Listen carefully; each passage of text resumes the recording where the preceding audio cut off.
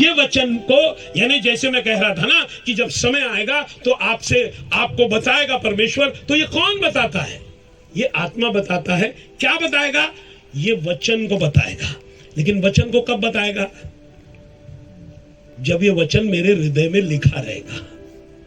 इसलिए यीशु मसीह कहता है, पौलुस कहता है, परमेश्वर की वचन को अपने मन में बहुतायत से बसने, तो वचन को बसने दो का मतलब क्या है? उसको याद करना, ध्यान करना नहीं, उसको पढ़ते रहो, उसको पढ़ते रहो। ये आपके मन में या आपके आत्मा में रिकॉर्ड हो गया। जब समय आएगा पवित्र आत्मा इन वचन को आपको दिखाएगा, आपको प्रकटीकरण देगा, तब आपका विचार बदलेगा, तब आपका चाल चलन बदलेगा। हेलो, सोच बदलने से चाल बदलती है। कैसे बदलती है? सोच बदलने से क्या बदलती है? चाल बदलती है। सोच बना लेने से लोग सोच जाना नहीं चालू कर देते। उनका घर जो है वो पूरा कच्चा घर है, ये एक ही पक्का मकान है।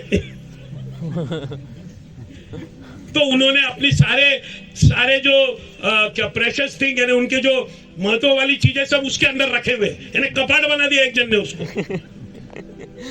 लिटरली कुछ लोगों ने मुर्गी रखे हुए हैं, कुछ गांव में उसके अंदर लकड़ी रखे हुए हैं, बारिश के समय में लकड़ी ठूस के रखे हुए हैं।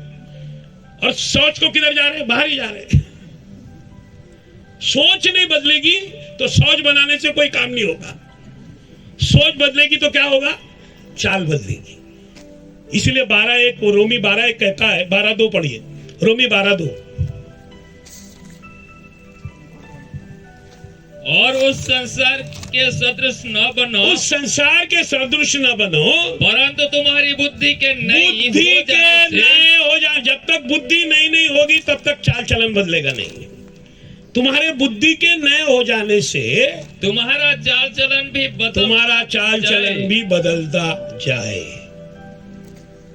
तो यद्यपि बपतिस्मा में आपका पूरा परिवर्तन नहीं होगा, लेकिन अभी आप बदलने के लिए तैयार है। हालेलुया। अब आपके जीवन में वो बदलाव आने की तैयारी है। यह बदलाव कैसा होगा? एक दिन में होगा? नहीं होगा। एक्चुअली बहुत से लोग विश्वास से क्यों भटक जाते, जवान लोग, मालूम? मैं भी भटक गया होता, क्योंकि ऐसा लगता था कि बपतिस्मा लिया, सब कुछ किया, लेकिन पाप से छूट ही नहीं रहे। ये गलत बात मेरे जीवन में होती रहती है। एक बार किया, 2 बार किया, और फिर क्या होता है? शैतान बहुत भारी है। शैतान आपको गिराएगा और फिर बोलेगा तू गिर गया। हेलो, क्या करेगा? तुमको गिराएगा और बोलेगा तू गिर गया, तूने तो ये काम किया। अभी चर्च में किस मुंह से जाएगा? किस मुंह से प्रार्थना करेगा? किस मुंह से वहां पर ये बोलेगा?